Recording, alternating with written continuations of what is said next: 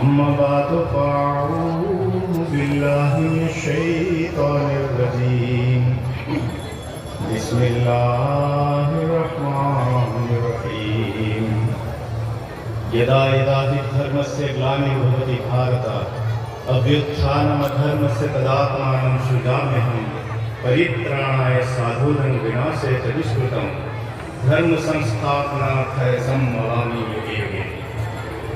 बांकी महोत्सव रे उपस्थित श्रोतागण आज एठी आम उपस्थित ही बाणी आपण सम्मुख में रखा चाहूँ कि अहमदिया मुस्लिम संप्रदाय एक लक्ष्य नहीं कि सारा दुनिया रे जाइछि। अहमदिया मुस्लिम संप्रदाय संस्थापक हजरत मिर्जा गुलाम अहमद साहेब कहते जे जो कार्य परमेश्वर मते आदेश प्रकट करिसंती ताहा हेउछि ईश्वर और मानव जातिर संपर्क मध्य जो दुर्बलता देखा देइछि ताहा को मु दूर करी प्रेम तथा नैतिक मूल्यबोधर संपर्क को पुनर्बार स्थापन करी एवं सत्यतार ज्योति को प्रकाश करने सहित सांप्रदायिक संघर्षर अवसान घटाई मैत्री भित्ति प्रतिष्ठा करेंगे। पुणी से कहते जे आमर सिद्धांत होउछि समग्र मानव जाति प्रति सहानुभूति। जदि जड़े पड़ोशी स्वचक्षुरे देखुछि जे जड़े पाख हिंदू भाई घरे निया लगी अथच ताकू लिभाइबा पई से अंटा भी बाहर नहीं ताहेले मु सत कहूछि जे सही व्यक्ति मोर केही नुहे। जदि मोर अनुगामी मानक मध्यरु केही व्यक्ति देखुछि जे जड़े क्रिश्चियन को हत्या करा जाउछि मात्र से सही हत्याकारी कबलरू तांकु छड़ाइबा उद्देश्य नहीं कौन साहाय्य पई आगे आसुनाही तेबे यह निराट सत्य जे सही व्यक्ति आम मध्य अंतर्भुक्त नहीं।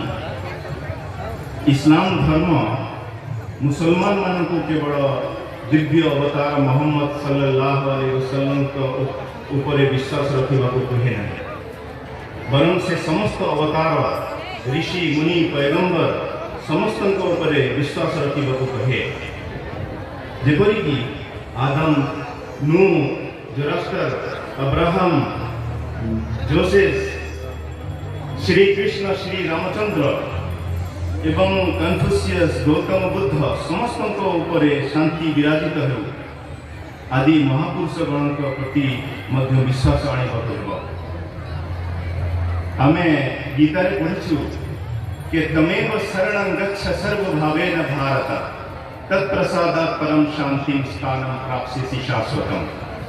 यह को दीति गीता गोटे जड़े भद्र व्यक्ति मुसलमान मान भितर थिले से ख्वाजा दिल मोहम्मद थे से यार ट्रांसलेशन करते कि तू मर जाओ मावा उसी को बना उसी जात में अपनी हस्ती लगा रहमत में उसके तू समा जाएगा सुकून व बका उससे तू पा जाएगा। अर्थात ईश्वरों को ही केवल निर्दिष्ट फेरी पथ स्वीकार कर निज अस्तित्व को सही अद्वितीय ईश्वरों आड़ को गति दिया तेरे जाई तुम्हें तांकठारो आत्मतृप्ति कृपा एवं करुणा पाई परिबो। जदि आमे समाज रे शांति चाहूछे ताहेले समस्त खराब कार्य को परिहार करबाक हेबो सत्कर्म को प्रोत्साहित करबाक हेबो एवं निस्वार्थपर भावे अन्य मानक प्रति रहिथिबा आमर कर्तव्य संपादन करबाक हेबो।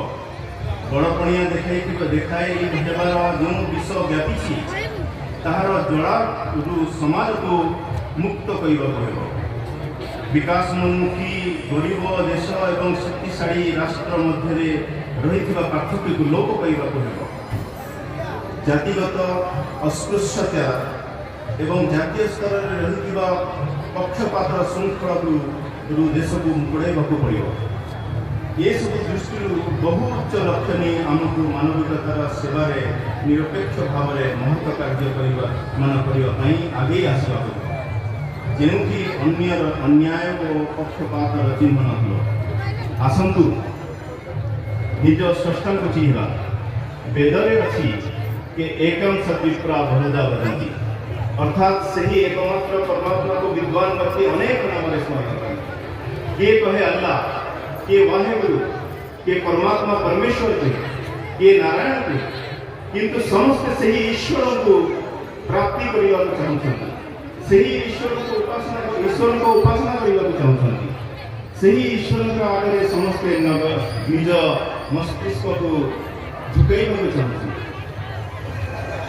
यही कार्य करने सबुठ उत्तम उपाय हूँ विश्व मानवतार निज स्रष्टा को चिन्हवा और अंतर परम सत्ता को स्वीकार करने उचित।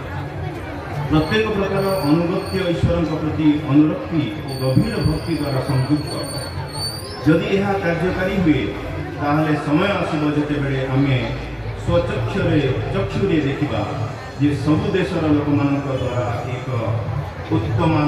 उच्च मानर विश्वसनीयता प्रतिष्ठा हो जहाँ समग्र विश्व शांति एवं निरापत्तार नूतन मार्ग खोल वर्तमान आपण सम्मुख में एक पुस्तक देखा चाहूँगी world crisis and the pathway to peace.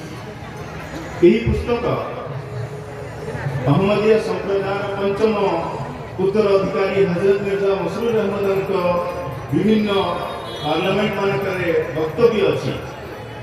यही वक्तव्य को आपने पढ़े यार किसी अंश आम 66 नंबर स्टॉल में लगे रखीचु से लीफलेट माध्यम लीफलेट माने बंटन करूँ आपण मैंने से हासिल करें।